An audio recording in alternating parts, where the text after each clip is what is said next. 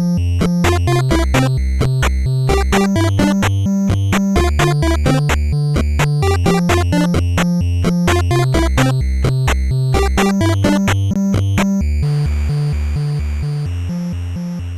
everybody, welcome to another Retro Game Night. I am Damien DiCarlo. I am joined with some awesome people. Earl Lawrence, what's going on, player two? Good, man. Having a good time. How are you? I am swell, just swell. Michael Losi, you are player three again. How you doing? I'm doing very well. Thank you so much for having me back.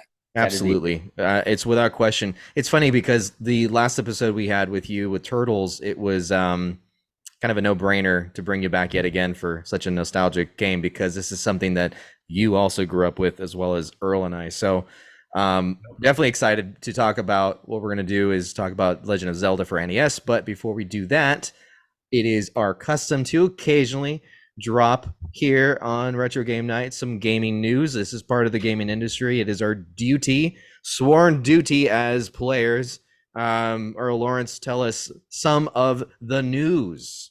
The retro gaming news, exciting to announce. Nintendo Switch has launched the Game Boy Advance application, and it is for the expanded pack, the online expanded pack. Excited to announce one of the games that they're actually bringing out is the Metroid Fusion. So that's pretty cool. It's a good game. Adding that. And the next one is Counter-Strike 2. Counter-Strike 2 is launching in summer 2023. So all the big Counter-Strike fans out there, all you players, get excited. It's going to be on a Steam 2 engine. So looking forward to playing all the old maps and seeing what new maps they have. This is strictly PC, right?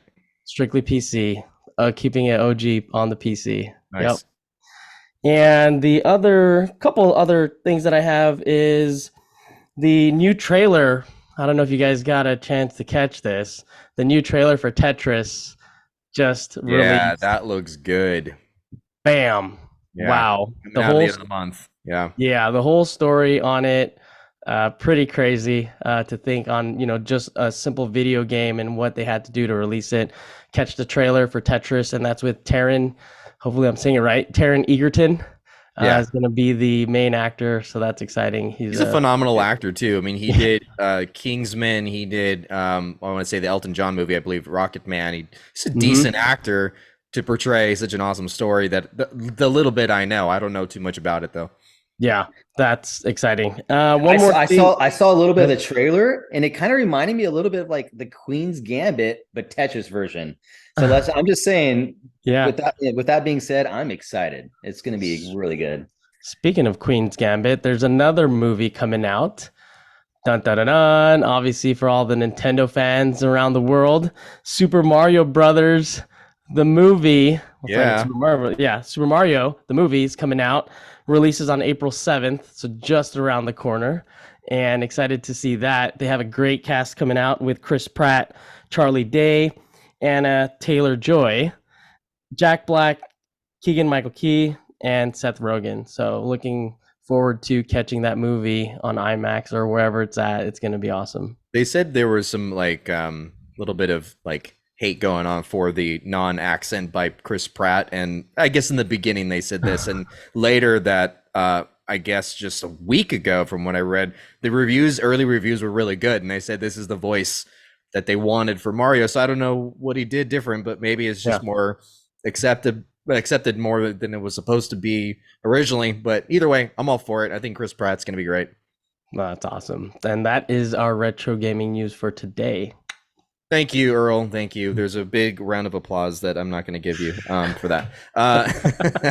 No, thank you very much. So we're definitely looking forward to all that stuff. I want to really give props to this whole, I mean, as a retro gaming podcast, we should probably give our love to the fact that the Nintendo Switch is even doing what they're doing, right, with this whole catalog service of their apps being put out, or I'm going to call them apps, but you download that online service where you can get now, you have an N64 in the expansion pack, you get Nintendo, you get Super Nintendo, Game Boy Advance, and you're getting all this catalog of games that people, I mean, around the world are really appreciating because of the fact of now bringing them back to a handheld.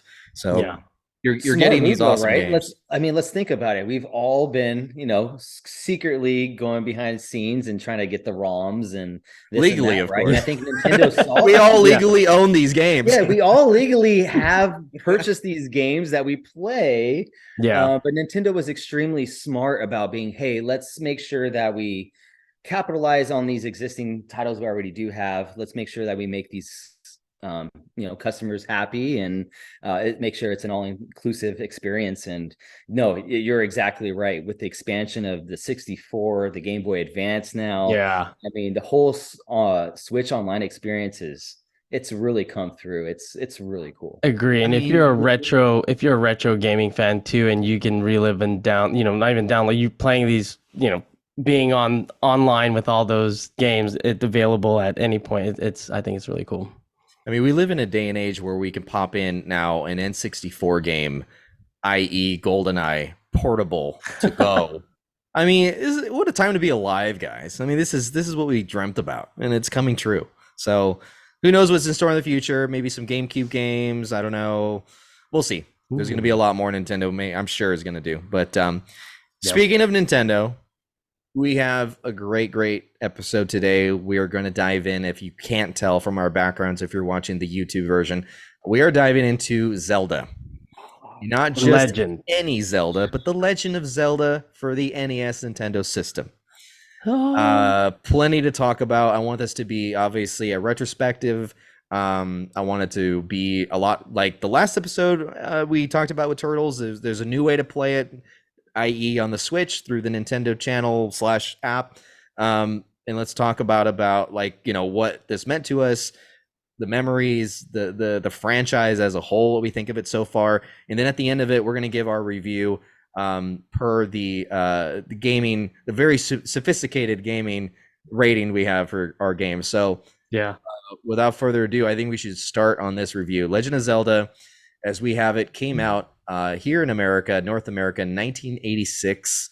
This was a game that originated in Japan on the Famicom system. This was what most people would say would be a role-playing game, though it is actually not. This is an action-adventure game.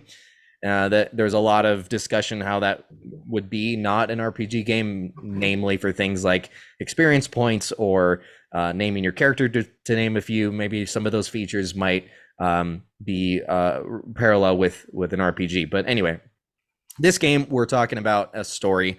The story would be Link finding Zelda, and there is lots of mazes. There is forests that you get lost in. There are upgradable toys and goodies to find on the map, and you're all trying to defeat Mr. Ganon himself and rescue Zelda. So you're going off the most basic but most classic story of the damsel in distress.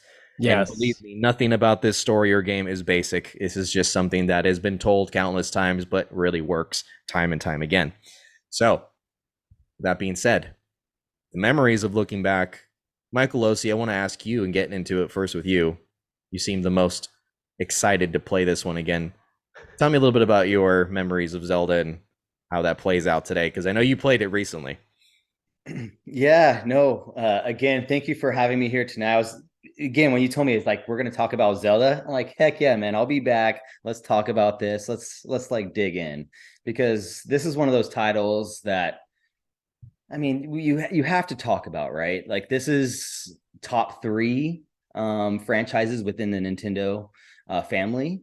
You think, it's Mario, maybe Pokemon, and there's definitely Zelda there. And this game, though, I think broke all the barriers when you think about video games in general. And that's really what I hope to just rein in on to tonight, is just how impactful it was.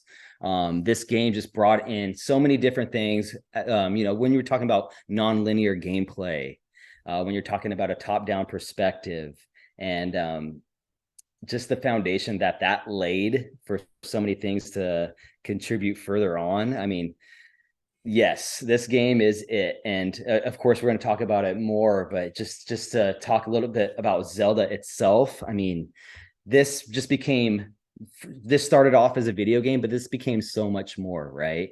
Right. This became so many more video games. This became merchandise. This became Mhm. books and everything else that we can think of. So It just turned I'm into very so many excited. things from here. Yeah. It was, I at the time this came out, I was 3 years old.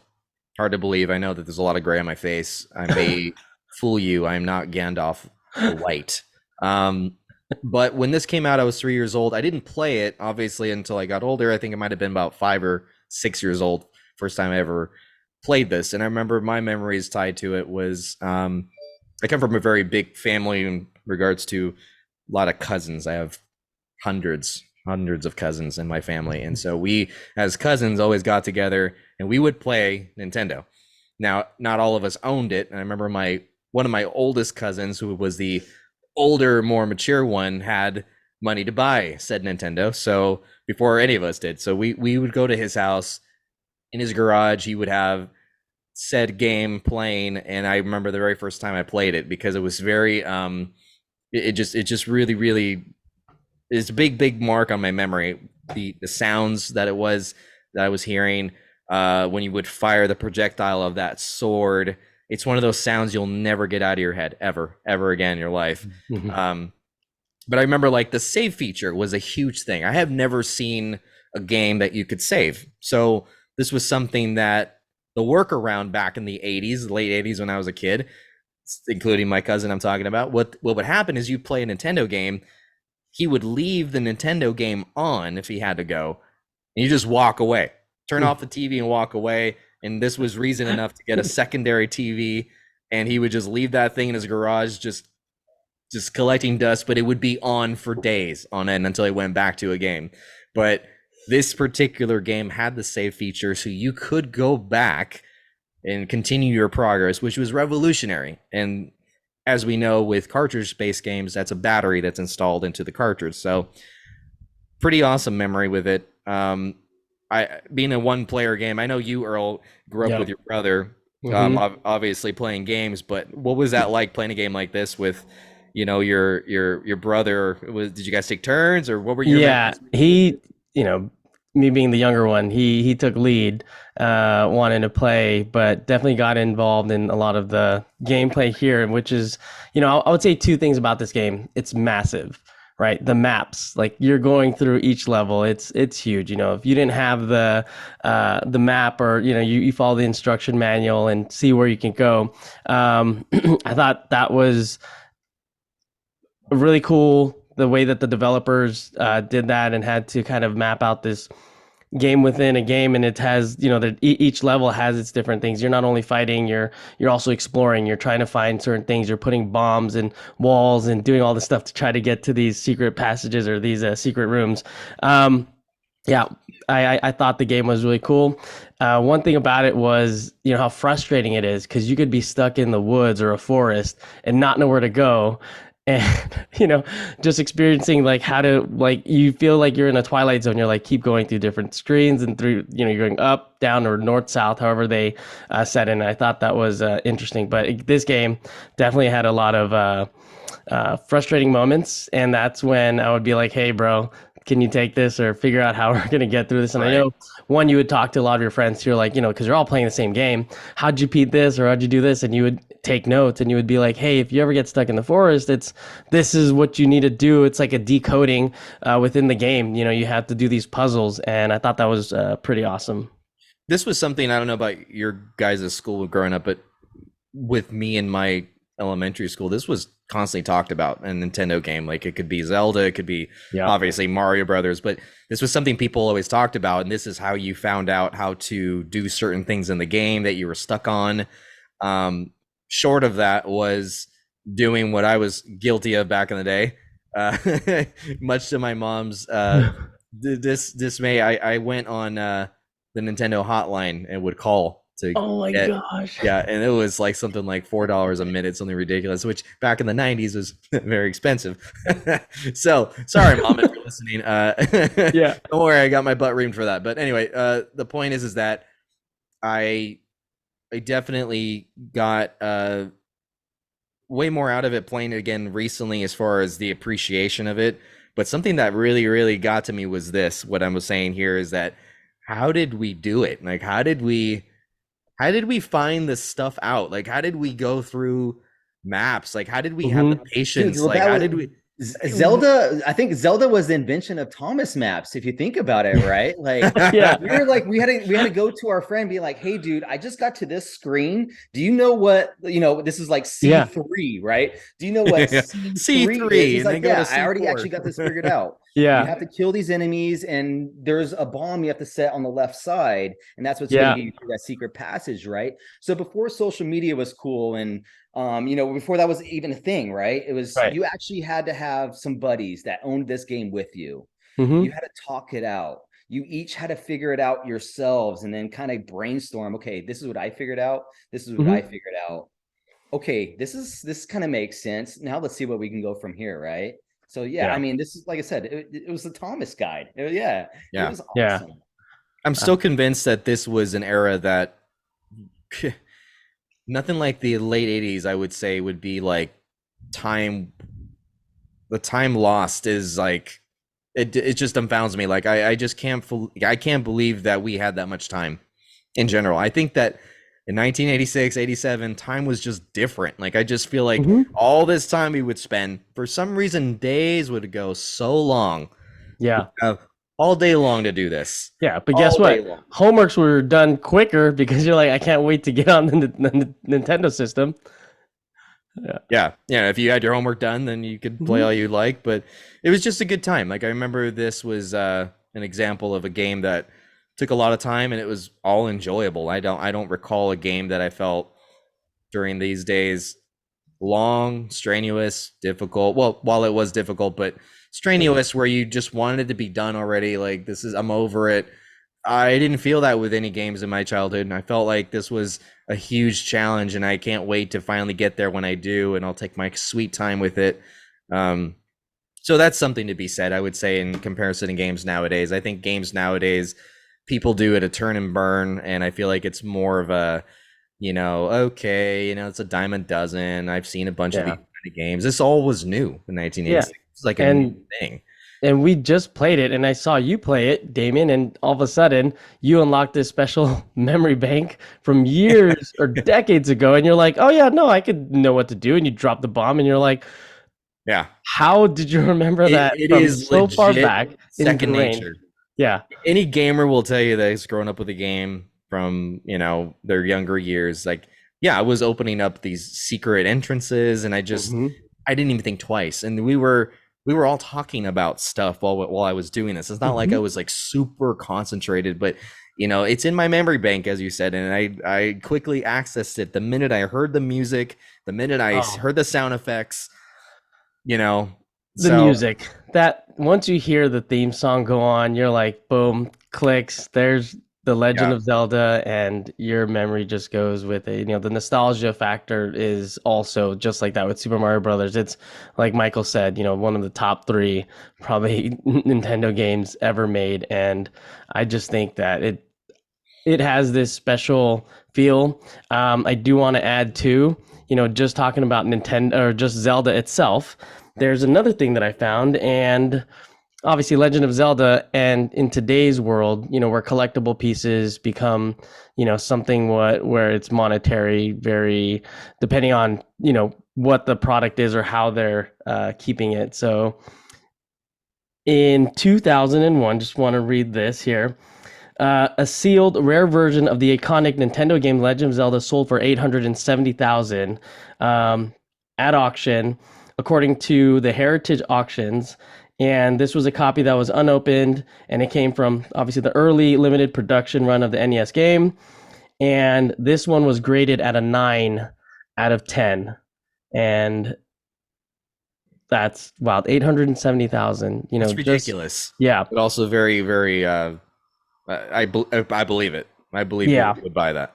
I And it believe it for the topped simple fact. Do we all remember? Okay, because this only happened with Zelda cartridges. the How did they all come in? They were all what color? gold. Gold. Yeah. Exactly, right? Gold. Yeah, And the you're only game there. that would come in your gold. It Yeah. makes sense, man. It was money. You're at a Yeah. KB Toy Store and you're looking at all those games like on the wall and you're like, ding, here's this shiny game looking at you. It's gold. And that one beat the Legend of Zelda game, 870,000, beat Super Mario Brothers, that sold for 660. Again, mind you, this was in 2001, but that just goes to show, really, like Zelda and how again, it's marketing a gold cartridge. Like, how did they think of it? And you're getting all these, you're collecting the oh, I think it's cool. You're collecting the Triforce. Yeah, and it's a gold piece. Mm. I got a story about that. Gather around, kids. I got a story. No, there's a buddy of mine that I haven't talked to in years, and if he hears this, he's gonna crack up so hard, but or possibly not. He might cry. So what'll happen in this story is I'm gonna tell you a story of someone that had a sealed CIB inbox, Mm. Legend of Zelda, and it was preserved very well. So what ended up happening was my friend had several brothers, and they and all ended up kind of leaving the house, and they moved out. They all each had their own respective boxes in their mom's garage, right? It was like, Right. so and so had the little box of stuff, so and so, and so what ended up happening is he put all his old NES and he told people, hey, this is my stuff, Mhm. whatever. Long story short, the mom ended up selling stuff, sold the box. In the box was several games, and including the No. NES, several controllers. There was already a regular copy that his older brother bought of Zelda, the gold cartridge that we're talking about. But who knows if this guy was from the future? He decided to buy another copy, sealed in its plastic, and he gave it to said little brother. Hey, hang on to it for us. The mom sold it for about $10, the entire box. No. He comes back from moving out of the house for a visit or something, and I think that his mom was just, hey, I sold the box thinking it was just stuff you didn't want anymore. So he tore out all his hair, and I'm sure he's probably bald now. That No, could but be the he one. The one that they found could be the one. What? somebody lucked out on that sale, and that's the kind of stuff that you still find to this day. You will never know what you will find at a garage sale if it comes to an old retro gaming system or collectible, because people look at this at face value. Mhm. Anyone that's older than us, I would say like at least 20 more or so years older than us, and be like, I don't know, like this is like kid stuff. I don't really know, and they just sell it. They don't know. Yeah. So that's just a crazy story to tell you that this stuff is still collectible, still out there, and you never know Yeah. what you find. So yeah, not a great story, but I thought you were gonna turn around and say like the little brother opened the game and started to play it. that would have been much better. It would have still been worth something. Yeah. But alas, this happens. Some other kid lucked out, or when I don't know, who knows. But Yeah. anyway, going into gold cartridge. This was a cartridge here in US, but in Japan, this was on the Famicom a disc. This was a floppy disk. That's how the Famicom would occasionally work when it wasn't just an actual cartridge. So the original floppy disk for The Legend of Zelda was released in 1986. The floppy disk was, by the way, a bright yellow signifying gold. So it was not quite as gold metallic looking as our US cartridge, but definitely had a distinct looking yellow cover. So later, as this happened, we got these maps. We would get these maps we could buy at the store later on. I want to say this was later, more towards the 90s, where you could buy like like one of those cheat guides for video games, and it would have an expandable map, literally a real map, like you were saying, Michael, like a Thomas guide, so to speak, and it would give you the whole layout of where to go. And so finally, that kind of stuff was coming out towards the 90s. That made a lot of these games a lot easier, because God forbid anyone that would play this and just not have any sort of help. I don't know who you are, but you're like a god of video games. This game saw many re-releases. We had it came out for a port for the GameCube. It came out for Game Boy Advance. This specific game had a very big following, so obviously it spawned a big franchise, many other different games. Personally, I think what did it is this game's ability to save your progress, and it was a long running adventure. So this was like what I will say adventure, but I want to say RPG, even though it's not. But it gave you that feeling that you're immersed in this. While it's not an actual RPG, I could say it has an RPG element to it. Yeah. that was my draw to the game. I think this was something that was a very great long. You knew it was going to be a long run. It wasn't something that was just going to be done in your utmost like hopes and dreams very quickly. This is going to be a Right. long journey. So you felt at the end of this game, you literally read, I don't know, all three Lord of the Rings books or something. So this was a big deal. Michael, you just finished it just recently. Well, what was that like finishing it now in 2023? Looking back, I'm dying to ask you because I haven't beat this game since I was a teenager. Yeah. Honestly, that's a really good question, Damien, because I have to be just, honest with myself. It was tough, man. I remember this game being tough. Don't get me wrong. This game has always meant that to me, but it was tough in a lot of different ways. Going back, making myself feel old, and I'm gonna start losing some hairs and probably going gray a little bit here on the podcast. But I used to not be. I just power through games, right? You have your Mountain Dew, or you'd have your Balls energy drink, whatever else would power you through that night, and you could just make it happen, right? Now I'm kind of getting the thumb cramps. I'm getting eye strains and everything else in between. So It's called this getting took old. yeah, this actually took a lot of save states. So thank God for the Nintendo Switch Right. version, because that was a blessing. But yeah, it was everything I had remembered. As Earl had said, right? Like those the music, the soundtrack, there's so many things that just instantly bring you back. But at the same time, I was just like, dang, this is hardcore nowadays. Yeah. And I can see why people would think that. Yeah.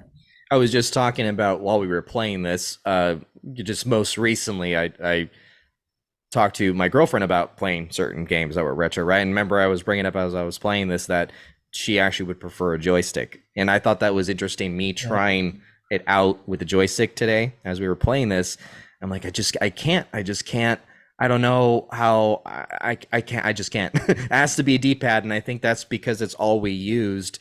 And all these movements were more like strict with our movements and our mentality when playing this, whereas a joystick is more freedom. It's like, well, I can kind of like, smooth my way around the screen. Well, it doesn't work, I think, that way for some retro gaming people and their minds. I'm like, I'm only used to the D-pad. That's the only way it's going to be. That's something I realized this time around. I thought to myself, there's no way I can ever play these games on a joystick. It's just, it's too difficult. And I don't think that it's easier for me personally. So with that, you are telling me you play this game now, and you're telling me it was harder this time around than it was when you were younger, or I kind of do think so. And I will say this: I didn't touch that D-pad once, right?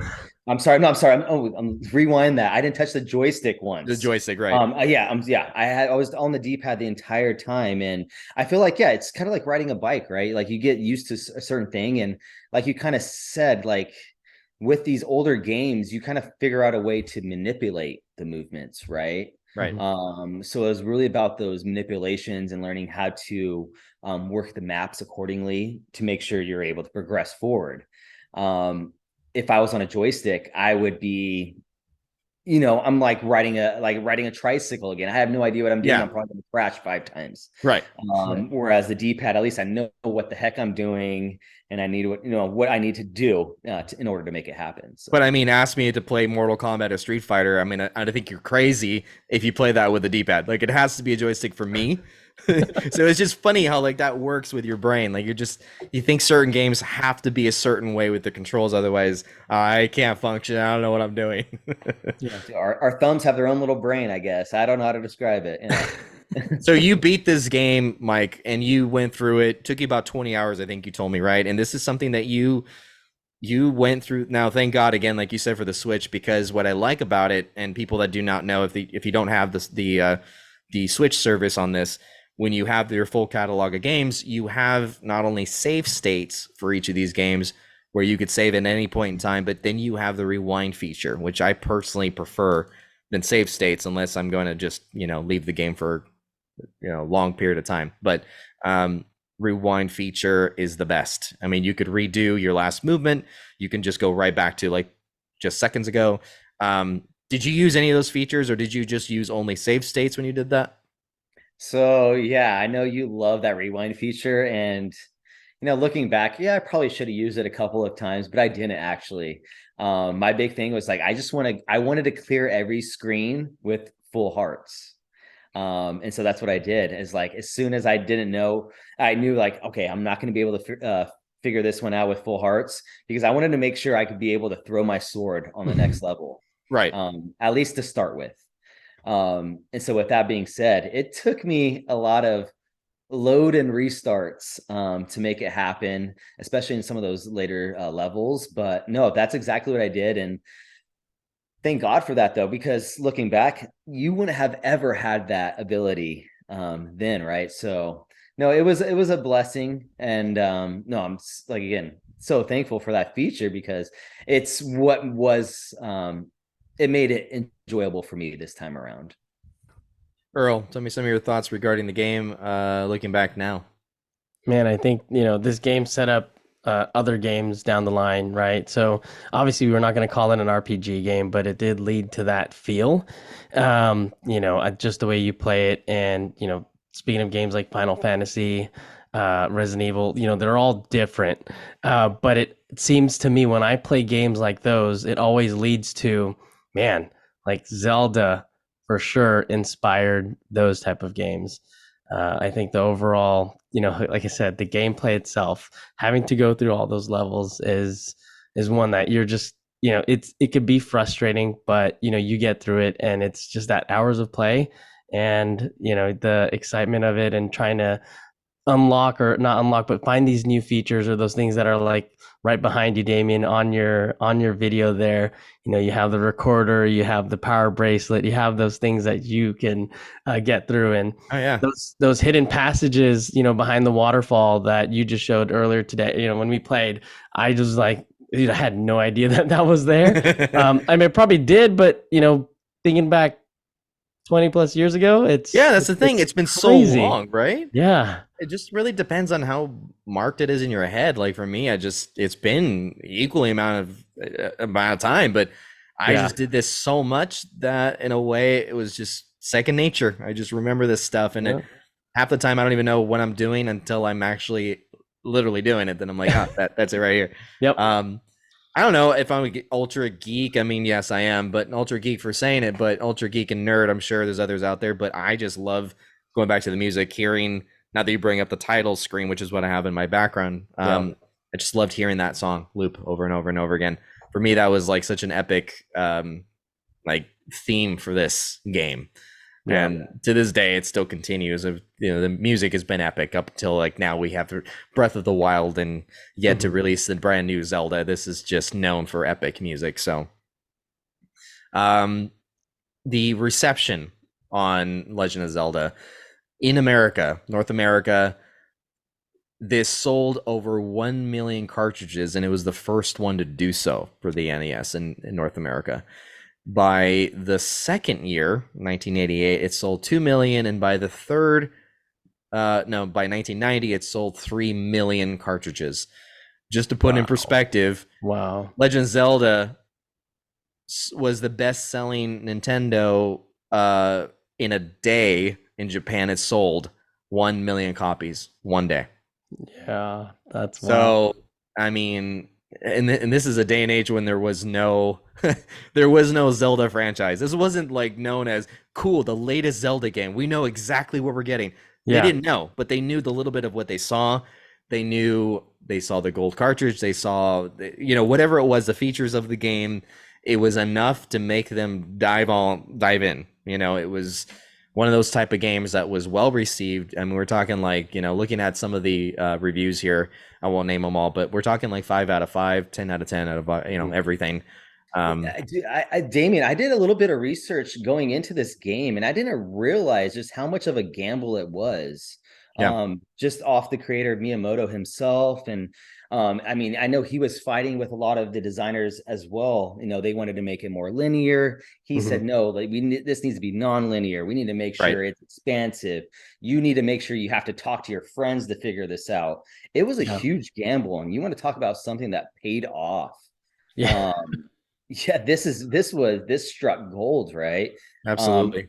what other I was trying to think while you were saying all this, what other top-down games came before this? And I'm not actually too sure.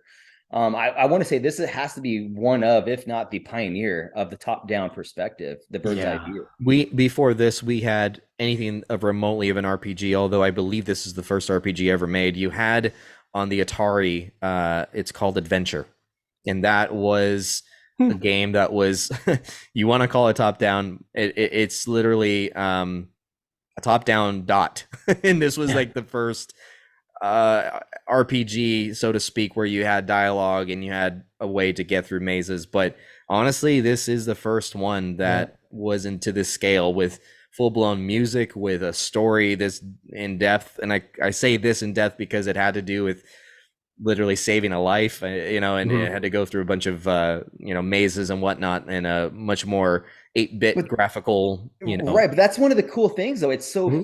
like there's so much fantasy, right? And so much Hmm.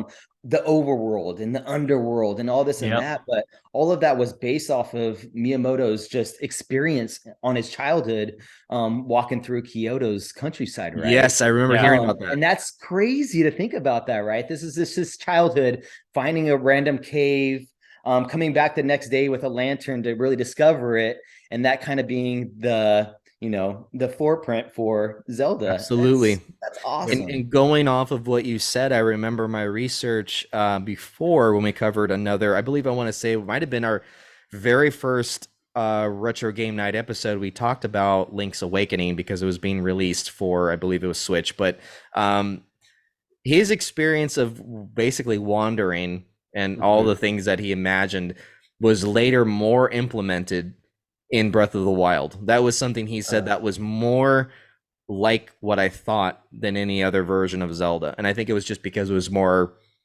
I mean, you had an open world exploration situation Hmm. with Breath of the Wild, and I think that's kind of his fantasy, that what that was. Hmm.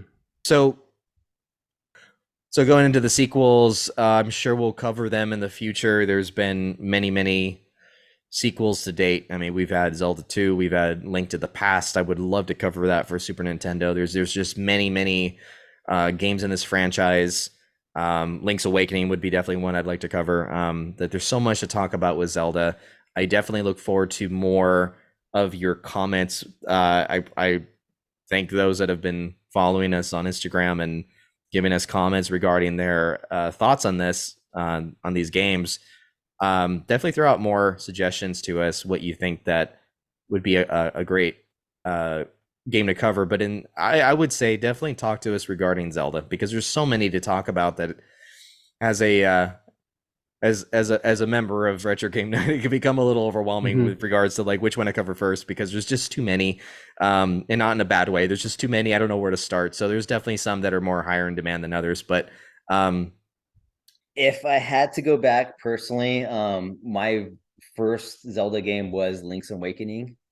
On the Game Boy. And so when I think of Zelda originally, I always think of the fishing. I think of the chopping down the tall grass to rupee harvest. And so that's kind of to me, that's always been like my thoughts when it comes to Zelda. yeah, But like you said, there's been a million titles, it seems like yeah. since then. So but yeah, And it's there's all good. definitely some, and like there's a episode we recorded in the past. I'm sure most of you have heard already. What classifies as retro? Because there's a lot of games that we I say we, even though we had different co-hosts at the time, but I will Yeah. say that that's we as a retro game night. I will definitely say is I'm still enforcing would be the guideline as to what we classify as retro, because we've had some games that by debate when we had the episode there was been remasters, So does that mean it's a classic? And therefore, I had to give it some thought. And I where's the cutoff point? Where do you cut off by retro to modern? And I think that a lot of games that say on the PS3, back in 2007, I would classify that personally at first as, well, it's a modern game. It's not retro, but we're seeing like a full remake to a remaster to that said game. Well, that says something different. That might be an instant classic to now being a retro game, that original one. So there's a lot to be there's a lot to look at when it comes to these Zelda games, and definitely would love to hear your comments. But before we go, I definitely want to do a full review. And as you know, we have a very it's a very advanced, very high tech, scientifically respected um, rating system for our games. We have for you Showcase, which is what you want to put on a case and you want to show it off. And this is something that has to be bubble wrapped and triple wrapped to make sure it's secure.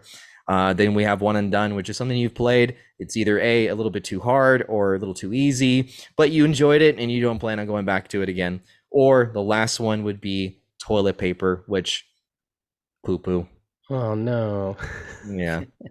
Just toilet paper. That would not be a good game. You never want to go back to it. So with that in mind, I will start off. Typically I ask you guys to go, but I think that it's only fair I start. So personally, I think you guys probably would guess already with me, I would go with a Showcase.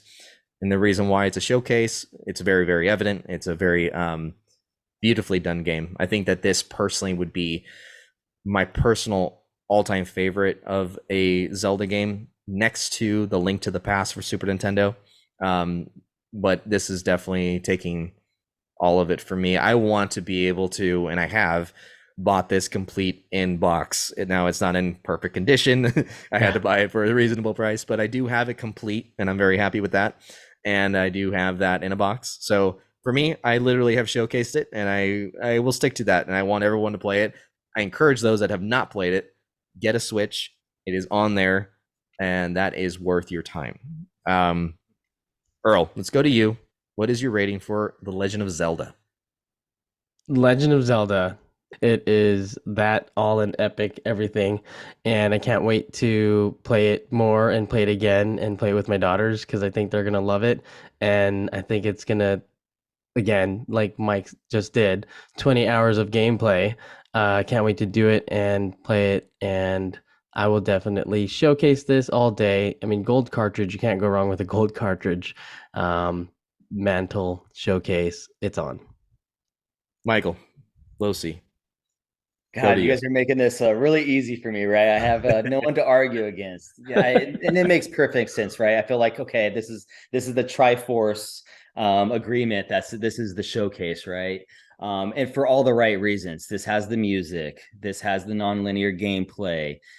This has all the reasons why you need to get with your buddies to figure out how we need to complete this game together. This is it. Yeah, this is absolutely it. And if you do not have this in your NES library, then what are you doing, right? Like, get yourself together. Absolutely showcase this game. And I can't wait to talk about the next Zelda game. Absolutely. I can't wait either. And definitely keep on tabs with us, everybody. Like I said, feel free to send us messages and what you think.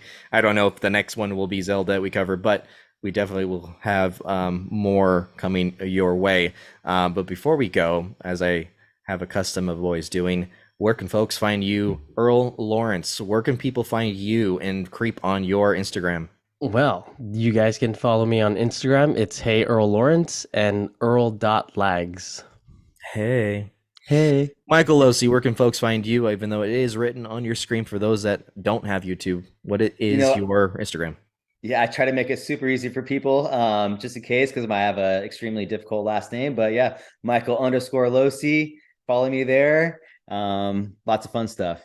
Awesome. You can find me at Damien_DeCarlo on Instagram. You can find us all on RetroGameNightPodcast.com. Definitely give us some comments, give us some likes. We love you all. Thanks for the subscriptions. We will see you guys next time. But before we go, there's something very important to tell you. Keep calm and game on. Good night, everybody.